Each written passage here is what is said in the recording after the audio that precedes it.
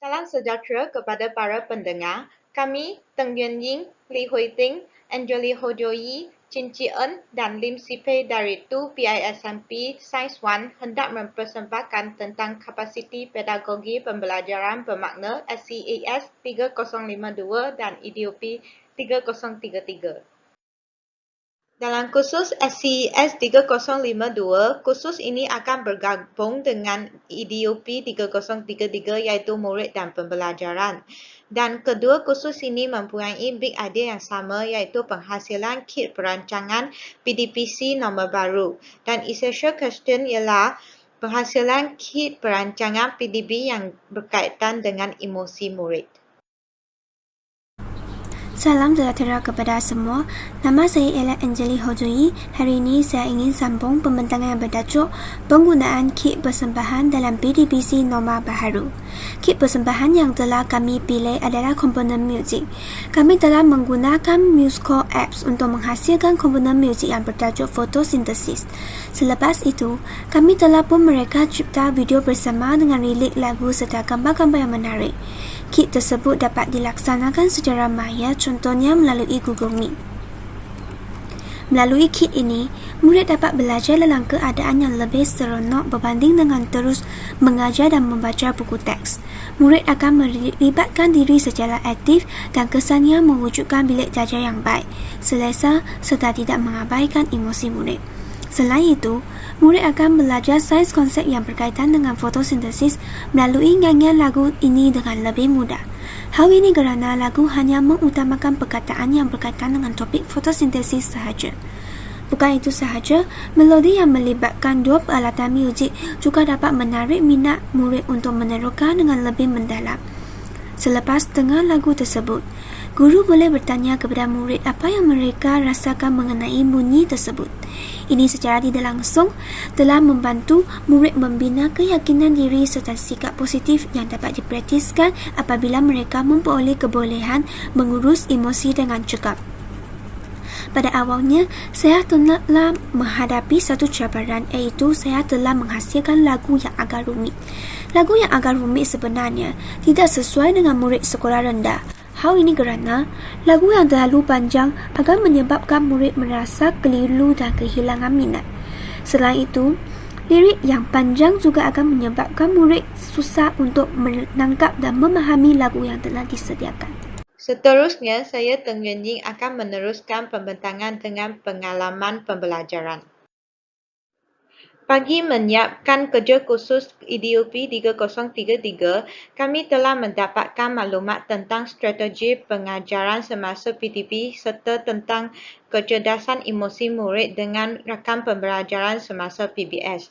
Dan gambar-gambar ini adalah gambar yang kami bergambar dengan rakam pembelajaran kami. Seterusnya, saya Li Hui Ting akan meneruskan pembentangan kami.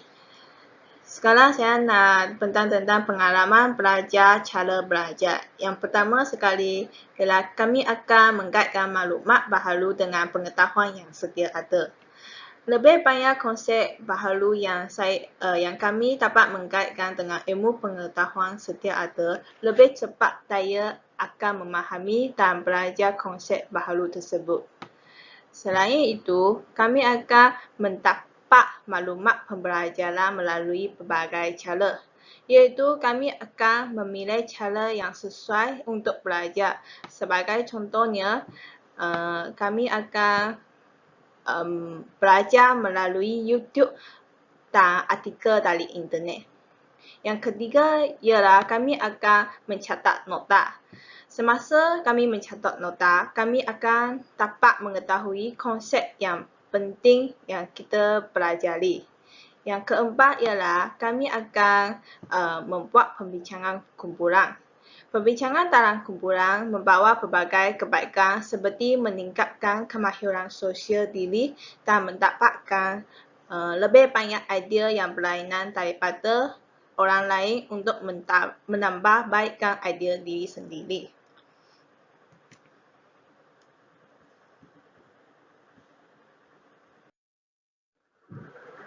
Bagi hasrat pembelajaran ialah kami belajar untuk merancang aktiviti pengajaran dan pembelajaran menggunakan strategi dan kaedah pengajaran masa kini. Selain itu, kami juga belajar untuk mengkaitkan KPPB dalam kuliah dan pelaksanaan tugasan. Di samping itu, kami belajar untuk mendapatkan ilmu pengetahuan supaya dapat memanfaatkan dalam pendidikan seperti penghasilan persembahan KIT. Kemudian, bagi kriteria kejayaan ialah kami dapat merancang aktiviti pengajaran dan pembelajaran menggunakan strategi dan kaedah pengajaran masa kini. Tambahan lagi, kami dapat mengkaitkan KPPB dalam kuliah dan pelaksanaan tugas. Seterusnya, kami juga dapat menghasilkan kit persembahan yang menarik supaya memudahkan murid dalam pemahaman konsep sains. Penentu utama dalam pembelajaran bermakna adalah melalui pemerolehan kompetensi baharu iaitu pemikiran kritis, kreativiti, komunikasi, watak, kewarganegaraan dan kolaborasi. Dari segi pemikiran kritis, kami mahir menilai kesahihan maklumat dan dapat memberi justifikasi yang bermakna. Kami juga dapat membuat interpretasi, menganalisis, menilai maklumat, kemudian dapat membuat kaitan yang bermakna merentasi dua disiplin. Selain itu, kami juga dapat mencetuskan idea yang bernas.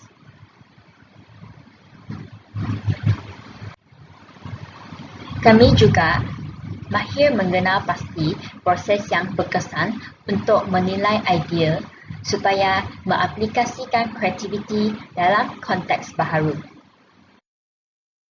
Seterusnya ialah kreativiti.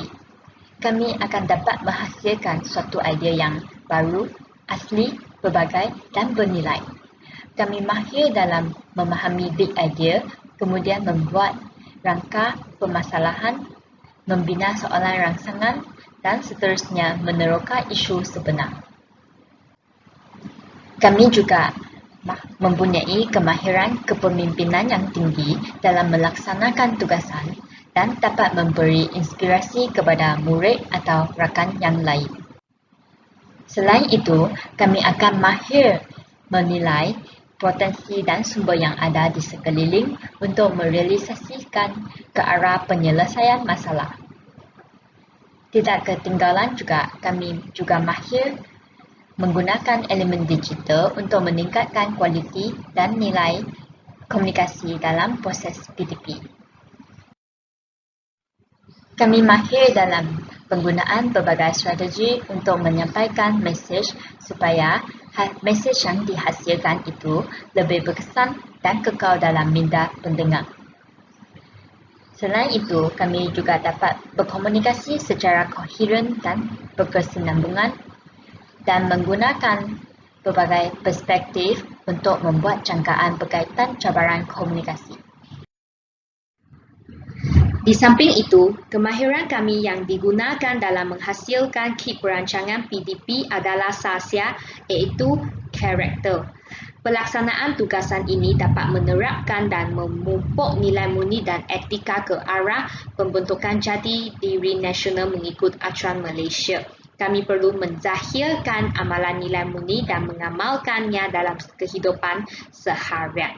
Pensyarah juga dapat mengadakan program untuk menggalakkan penghayatan dan amalan murni. Seterusnya dalam kewarganegaraan iaitu citizenship, kami telah menunjukkan kepekaan terhadap isu semasa yang berlaku di dalam atau di luar negara dalam tugasan tersebut. Kami juga dapat meningkatkan semangat patriotisme dalam diri kami. Akhir sekali, semangat kolaboratif telah menunjukkan semasa menghasilkan kit persembahan. Ini dikatakan demikian kerana kerjasama dan muafakat antara pensyarah dan kami secara aktif dan menyeluruh yang membolehkan pertukaran idea dan pandangan antara satu sama lain. Kami dapat menerima dan menghormati pandangan orang lain, bersikap fleksibel dan dapat bertolak ansur untuk mencapai maklumat yang sama. Kami dari berbagai kebolehan juga bekerjasama untuk mencapai maklumat yang sama dan saling bergantung untuk berjaya.